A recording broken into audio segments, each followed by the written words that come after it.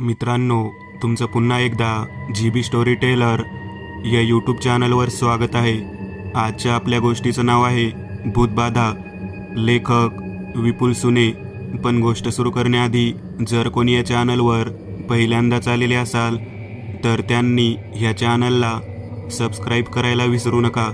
चला तर मग अजिबात वेळ न घालवता गोष्टीला सुरुवात करूया.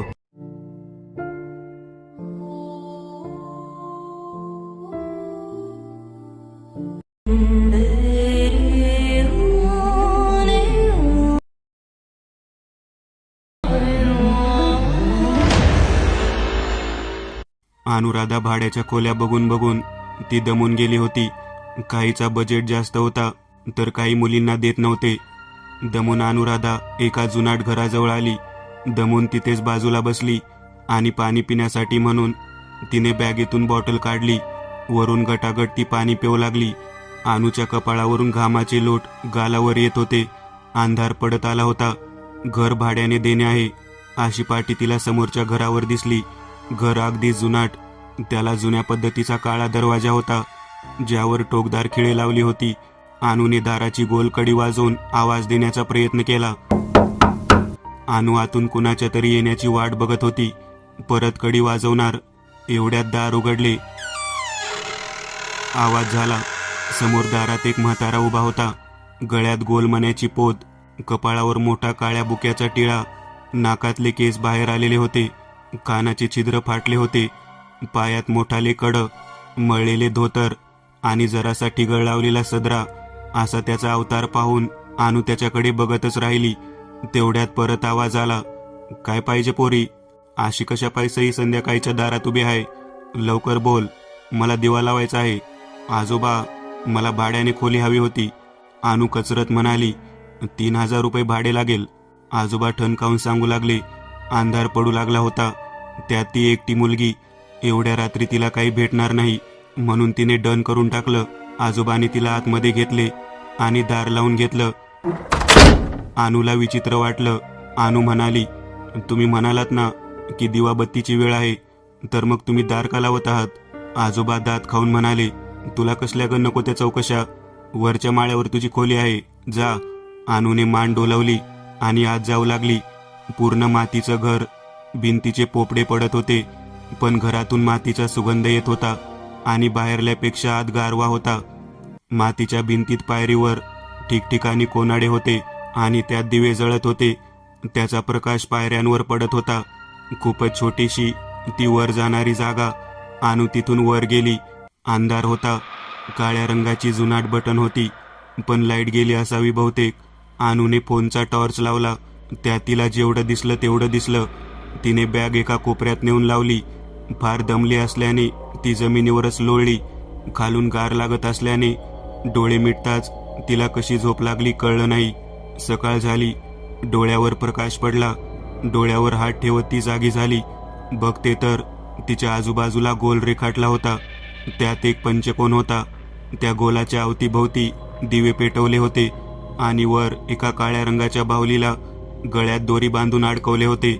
झोप उघडल्या उघडल्या हे नजरेस पडले आणि ती घाबरून गेली. तिला काहीच कळत नव्हते. ती लगेच उठली. तिची बॅग घेतली आणि तिथून पटपट पायऱ्या उतरत खाली येऊ लागली. तेवढ्यात तिला मागून आवाज आला. पोरी. आवाजात एक लय होती, जसं कुणी हसून आवाज देत आहे. आवाज कानी पडताच अनु थांबली. मागे वळून बघण्याची हिंमत तिच्यात उरली नव्हती. तिने हाताची मूठ बांधली आणि हळूच मागे वळून बघितले. तो म्हातारा एक एक पाऊल पुढे टाकत म्हणाला, अशी विधी अर्ध्यातून सोडून जायचं नसतं. थांब थांब, एवढं पूर्ण करून घे. त्याचं ते मोठे डोळे करून हसत बोलणं अंगाचं पाणी पाणी करत होतं.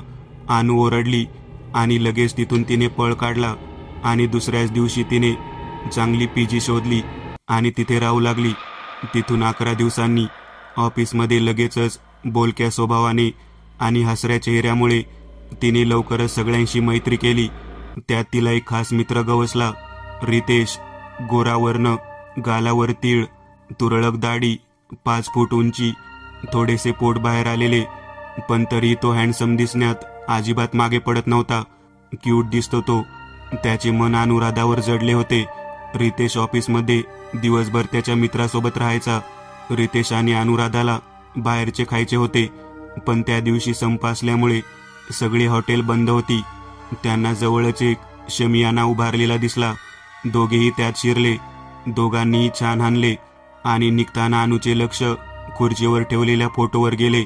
तोच म्हातारा होता जो 11 दिवसाआधी अनुला दिसला होता. अनु दान धरून फोटोकडे बघू लागली. त्या फोटोला हार घातला होता. त्यासमोर अगरबत्ती लावलेली होती आणि फोटोवर मरण्याचा दिनांक 13 दिवसापूर्वीचा होता. अनु तिथून पळत सुटली. बाहेर येऊन ती धापा टाकू लागली, रडू लागली. तिच्या मागोमाग रितेश आला. तिला धापा टाकताना बघून तिच्या जवळ जाऊन विचारू लागला. तेवढ्यात तिने काही न बोलता रितेशला घट्ट मिठी मारली. रितेश तिला शांत करत म्हणाला, अगं सॉरी, माझं चुकलंच. ते 13व्याचे जेवण होते, माझ्या लक्षात आले नाही. I am sorry. अनु अजूनही रडतच होती. रितेशने मिठीतून तिला थोडेसे दूर केले. तिच्याकडे बघत तिचे डोळे पुसत म्हणाला, काय झाले मला सांग. अनु रडणं थांबवत सांगू लागली, हा म्हातारा मला 11 दिवसापूर्वी दिसला होता. मी घर शोधायला गेले होते तेव्हा हे त्याच्या 13व्याचे जेवण होते. म्हणजे तो 13 दिवसापूर्वी मरण पावलेला आहे. मग तो तुला 11 दिवसांपूर्वी दिसणं कसं शक्य आहे. अनु रडत म्हणाली, मला नाही माहिती. ओके, काम डाऊन. कोणीतरी दुसरं बघितलं असेल तू. चल आपण परत तिथे जाऊ. मला ॲड्रेस सांग. दोघेही सांगितलेल्या पत्त्यावर गेले. बघतो तर काय, तेथे घर वगैरे काहीच नव्हतं. तिथे स्मशानभूमी होती. हे दृष्टीत पडताच रितेश दंग झाला. त्याचा हात धरून उभे असलेल्या अनुला समोरच एक कबर दिसली. कबर जवळची माती जरा विस्कटलेली होती. कबरवर शांताराम महाड असे लिहिले होते. ते अक्षर नजरेत पडताच 13व्यात बघितलेल्या त्या म्हाताऱ्याचा फोटो तिला आठवला. त्यावरही हेच नाव होते. म्हणजे तिला जो म्हातारा दिसला तो हाच. स्मशानभूमीमध्ये एक आजोबा देखरेख करत होते. रितेश आजोबाजवळ जात विचारू लागला, आजोबा, ही माती का अशी उकरलेली आहे. आजोबा म्हणाले, काय सांगावं बाबू, या म्हाताऱ्याचा मृतदेह मातीतून बाहेर आला होता. त्याचे तोंड, शरीर कुठल्या तरी जंगली जनावराने तोडून खाल्लं होतं.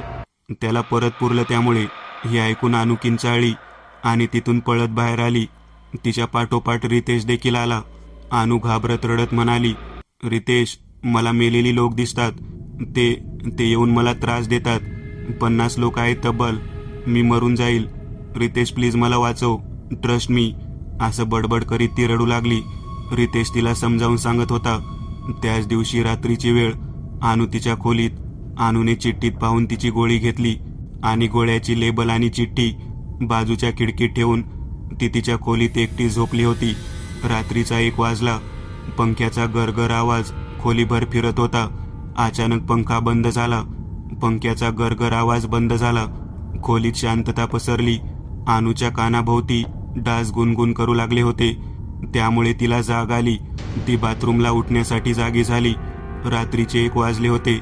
ती बाथरूमच्या आरशात स्वतःला बघू लागली. पिवळ्या रंगाचा दिवा झिरझिर आवाज करत चालू बंद होऊ लागला. चालू होताच त्याचा पिवळा प्रकाश अनुच्या चेहऱ्यावर पडत आणि तिचा चेहरा आरशात साफ दिसत. दुसऱ्या क्षणी दिवा बंद होत आणि अंधाराने काहीच दिसत नसे. असं वारंवार होऊ लागले. प्रत्येक अंधारानंतर दिवा लागला की अनुला तिचा चेहरा दिसत. लाईट सुरू बंद होण्याची गती आता तीव्र झाली होती. जणू कोणीतरी लाईट सुरू बंद करीत होते. अंधार झाला. अनु आरशात निरखून बघत होती. दिवा लागला आणि आरशात एका इसमाचा चेहरा तिला बघून हसत होता. ती लगेच ओरडली आणि तिथून पळून गोधडी जाऊन लपून बसली. तिने लगेच सगळा घडलेला प्रकार कॉल करून रितेशला सांगितला. रितेश बाजूच्या पीजीमध्ये राहत असल्याने तो लगेच तिच्या खोलीत आला. अनुने त्याला त्याच्याजवळ थांबायला सांगितले. त्याचा हात हातात पकडून ती अगदी बिनधास्त झोपली होती. 0 बल्बमध्येही उजळणाऱ्या तिच्या चेहऱ्याकडे बघतच रितेश तिच्या बाजूने लोळला. दोघांच्याही अंगावर उबदार गोधडी होती. मागच्या खिडकीतून वारा आत शिरत होता, ज्याने अनुचे केस वाऱ्यावर उडू लागले होते. रितेश पहिल्यांदा एवढ्या जवळून अनुला मन भरून न्याहाळत होता. तो काही वेळात भानावर आला. अनुला थंडी वाजू नये म्हणून तो खिडकी बंद करण्यासाठी उठण्याचा प्रयत्न करू लागला होता, पण अनुने त्याचा हात घट्ट पकडून ठेवला होता. अनुने कूस बदलली आणि नकळत ती तिच्या मिठीत आली. त्याच्या एवढ्या जवळ अनु आल्याने त्याची धडधड वाढली होती. ती त्याच्या मिठीच्या उभेत येऊन घोरू लागली होती. तिला घोरताना बघून रितेश तिच्याकडे बघत गालातच हसू लागला. तिच्या केसावरून हात फिरवत तोही झोपी गेला. सकाळ झाली. उघड्या खिडकीतून पाखराची किलबिल कानी पडली आणि अनुला जाग आली. अनुने समोर बघितले तर तिच्या समोर रुपेश होता. ती त्याच्याकडे बघतच हरवून गेली. ती त्याच्या हातावर डोकं ठेवून त्याच्याकडे बघत होती. हवेने त्याचे केस मागे पुढे हलत होते. तिच्या फोनचा अलार्म वाजू लागला. रोजचा वाजणारा तिचा कंटाळवाणा अलार्मही आज तिला रितेशकडे बघून छान भासत होता. तिच्या चेहऱ्यावर आपसूक स्माईल आली होती. गाण्यामुळे रितेशची झोप उघडू लागली होती. अनुने लगेच त्याच्या छातीवर हात ठेवला आणि त्याला थोपडू लागली. एका हाताने तिने तो अलार्म स्नूज केला. रितेश गाढ झोपी गेला होता. तिने घड्याळ बघितले. 8 वाजले होते. ती लगेच बाथरूममध्ये गेली, फ्रेश झाली आणि फ्रेश होऊन ब्रश करून आंघोळ करून बाथरूमच्या बाहेर आली. बाथरूमचे दार उघडताच तिने समोर बघितले. रितेश दोन्ही हात पसरवून तिच्याकडे बघत होता. रितेशला असं बघत ती एक क्षण स्तब्ध झाली. दुसऱ्या क्षणी तिने दोन्ही हात पुढे केले आणि वाऱ्याच्या वेगाने रितेशच्या मिठीत शिरली. वेगाने रितेशच्या मिठीत शिरताच तो तिला घेऊन जरासा मागे लोटल्या गेला. स्नूज झालेला अलार्म परत वाजू लागला. डोळे मिटून एकमेकांच्या मिठीत असलेले अनु आणि रितेश दूर झाले. रितेशने त्याच्या गळ्यात असलेले रुद्राक्षचे लॉकेट काढले आणि तिच्या गळ्यात बांधले. दोघे एकमेकांच्याकडे बघत हसू लागले. थोड्याच वेळात रितेश तिथून निसटला. मोबाईलमधली त्याने गॅलरी ओपन केली. त्यात त्याला एक औषधाची चिठ्ठी दिसली. ती औषधाची चिठ्ठी होती अनुची. त्याच्यावरचा डॉक्टरचा पत्ता काढून रितेश त्या डॉक्टरला भेटायला गेला. तो डॉक्टर होता लगतच्या शहरातला. डॉक्टर, या कसल्या गोळ्या आहेत अनुराधा कदमला? She is suffering from necrophilia. Necrophilia? What's that doctor? हा असा मानसिक आजार आहे ज्यात पेशंटला मृत व्यक्तीच्या बॉडीशी शारीरिक संबंध ठेवण्याची रुची असते. हे ऐकून रितेशच्या पायाखालची जमीन सरकली. यस, शिवाय त्या मृत बॉडीसोबत यांचा हेतू साध्य झाल्यावर ते त्या मृत बॉडीला हवं ते करतात. जाळून टाकतात किंवा नष्ट करतात. ह्या केसेस बऱ्याच ठिकाणी बघितल्या गेलेल्या आहे. अशी माणसं स्मशानभूमीमधले मुर्दे उकरून काढतात. हो, पचवायला कठीण आहे पण खरं आहे. आणि त्यांचे असे सुद्धा म्हणणे असेल की त्यांना मेलेले लोक दिसतात, तर त्यांनी ज्या सगळ्या मृत व्यक्तीसोबत कृत्य केले त्याबद्दलची नंतर निर्माण होणारी मनातली भीती, त्यामुळे त्यांना असे इल्युजन होतात. Doctor, you mean she is psychic? तसं म्हटलं तरी ते चुकीचं ठरणार नाही. आतापर्यंत तिने 50 लोकांसोबत तरी असं कृत्य केलं असेल.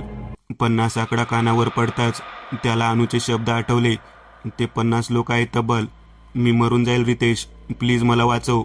रितेश तिथून बाहेर पडला, पण त्याच्या डोक्यात सगळ्याच गोष्टी फिरू लागल्या. हताश झालेला रितेश मारुतीच्या मंदिरात जाऊन बसला. मंदिर लावण्याची वेळ झाली होती, तरी हा व्यक्ती इथे का बसला आहे म्हणून पुजारी त्याला विचारपूस करायला गेला. त्याने पुजाऱ्याला सगळं सांगितले. पुजाऱ्याने मंदिरातला काळा धागा दिला आणि म्हणाला, हे जाऊन तिच्या हाताला बांध. आणि आज पौर्णिमा आहे. आज आत्मा सगळ्यात जास्त प्रबळ होतात, त्यामुळे तू लवकर जा. तो धावत पळत अनुच्या हॉस्टेलवर जाऊ लागला.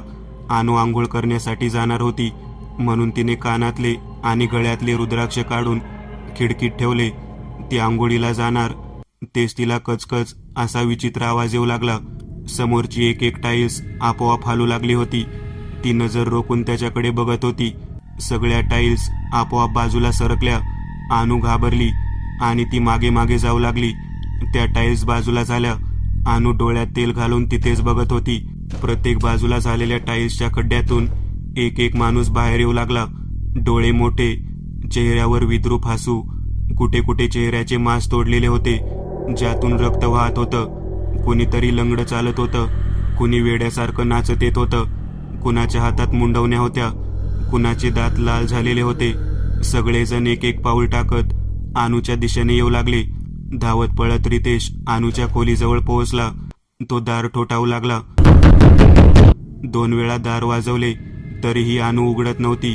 त्याने आजूबाजूला बघितले तर कुणीच नव्हते. त्याने दाराला जोरदार धक्का मारत दार तोडण्याचा प्रयत्न करू लागला. 5-6 जोरदार धक्के मारल्यावर दाराची खुंटीचा नट खाली पडला आणि दार उघडल्या गेले. रितेश इकडे तिकडे बघत पुढे गेला. समोर अनु हसत बसली होती. तिच्या त्या 50 आत्म्याने प्रवेश केलेला होता. ती किदळत स्वतःच्या अंगाचे लचके तोडून खात होती. तिने समोर रितेशला बघितले आणि हसणारा तिचा चेहरा नॉर्मल झाला. मोठ्या आशेने तिने रितेशकडे बघितले. तिच्या डोळ्यातून अश्रू वाहत होते आणि म्हणाली, माझी वेळ झाली आहे रितेश, मी जाते, काळजी घे. असं म्हणताच तिने तिचे अंग जमिनीवर सोडून दिले आणि ती जमिनीवर पडली. रितेश तिथे स्तब्ध उभा झाला होता. त्याची बोबडी सोळली होती. अनुच्या शरीराचे ठिकठिकाणचे मांस दाताने तोडलेले होते. तिच्या अंगाभोवती माशा बिनबिन करीत होत्या. मी एक नवीन चॅनल ओपन करत आहे. त्यावर तुम्हाला ॲनिमेटेड हॉरर स्टोरीज पाहायला मिळतील. त्या चॅनलची लिंक या व्हिडिओच्या डिस्क्रिप्शनमध्ये दिलेली आहे. चॅनलला सबस्क्राईब करायला विसरू नका. मित्रांनो, आज पुरतं एवढंच. तुम्हाला जर काही गोष्ट आवडली असेल तर नक्की लाईक करा. तुमच्यापैकी बरेचसे जण व्हिडिओ लाईक न करताच पळून जातात, पण हा जर व्हिडिओ तुम्ही लाईक केला तर मला जरा बरं वाटेल आणि असेच भारी भारी व्हिडिओ बनवायची माझ्यात एनर्जी येईल. त्यामुळे नक्की लाईक करा आणि अजूनही कोणी या चॅनलला सबस्क्राईब केलेलं नसाल तर लगेच सबस्क्राईब करून टाका आणि बाजूची घंटी ती मात्र दाबायला विसरू नका.